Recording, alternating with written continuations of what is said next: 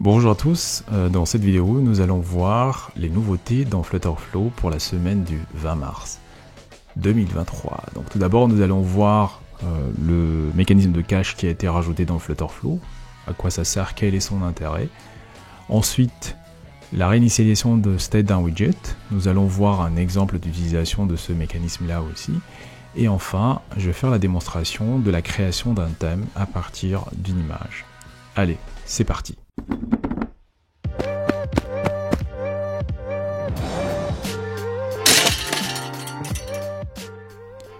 Donc c'est l'une des nouveautés qui ont été rajoutées par l'équipe de Flutterflow cette semaine, c'est l'ajout d'un cache pour les appels back-end. Donc c'est quoi l'intérêt d'ajouter cette cache-là, ce cache-là? Donc ce qui se passe, en fait, par exemple, vous avez 3 écrans dans votre application, 3 pages dans votre écran, qui appellent chacune d'entre elles un API.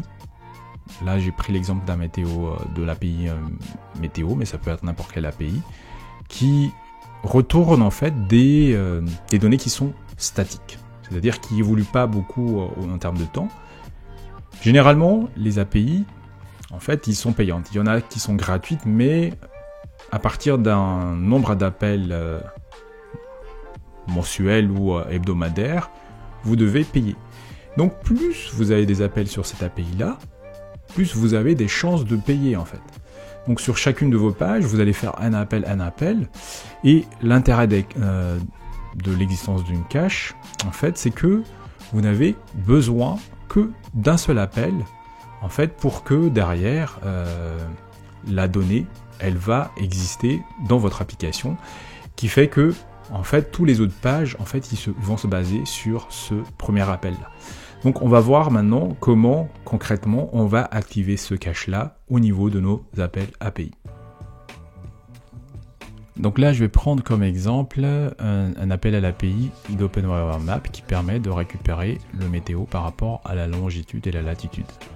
Par exemple, si je veux stocker en cache les résultats d'un appel à cette API-là dans Flutterflow pour une latitude et une longitude, donc je vais dans Advanced Settings, et dans Advanced Settings il y a un nouveau bouton radio qui s'est rajouté, qui s'appelle Cache API Result, et une fois que c'est activé, en fait si on lit la description ici, par défaut les résultats de l'appel à l'API ne sont pas mis en cache, et en l'activant on s'assure que à chaque fois que cette API-là elle est appelée avec les mêmes paramètres, les données vont être cachées et donc il n'y aura pas d'autres appels que celui-là dans l'application. Donc on sauvegarde et le tour est joué. Si vous aimez ce type de contenu et que vous aimeriez être notifié à chaque fois qu'il y a de nouvelles contenus similaires, n'oubliez pas de vous abonner, et ça également pour soutenir la chaîne. Merci.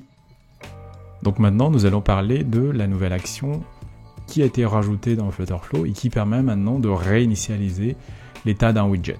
Ça a surtout un intérêt dans le cas d'un formulaire où on souhaite en fait réinitialiser l'ensemble des champs qui sont dans un formulaire, par exemple pour permettre à un utilisateur de réinitialiser son formulaire si jamais il a mal saisi ces informations. Donc on va voir tout ça tout de suite dans la démo. Donc là, comme je l'ai dit tout à l'heure, en fait, ça, le fait de permettre la réinitialisation de l'état d'un widget, de créer une action, en fait, va nous permettre d'avoir un bouton qui va réinitialiser l'ensemble des formulaires qu'on a dans notre application. Donc dans cet exemple-là, j'ai 3 formulaires, 3 champs de texte dans mon formulaire, donc un champ de texte nom, prénom et âge. Et grâce à cette nouvelle fonctionnalité-là, je vais pouvoir rajouter un nouveau bouton réinitialiser qui, une fois qu'on clique dessus, va réinitialiser la valeur de tous les champs de ce formulaire-là. Donc pour faire cela, ce qu'on va faire, on va ajouter une action, et dans action, on va tout simplement rechercher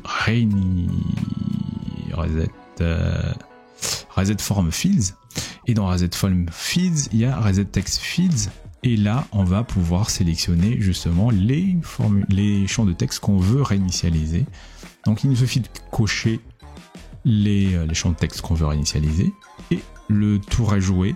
Donc pour voir cela en test, on va lancer le mode test. Donc là, on va tester cette réinitialisation des champs field à partir d'une action. Là, si je saisis le prénom, bon, page 26, et si je clique sur le bouton réinitialiser, bah, ça réinitialise tout simplement tous les champs de mon formulaire.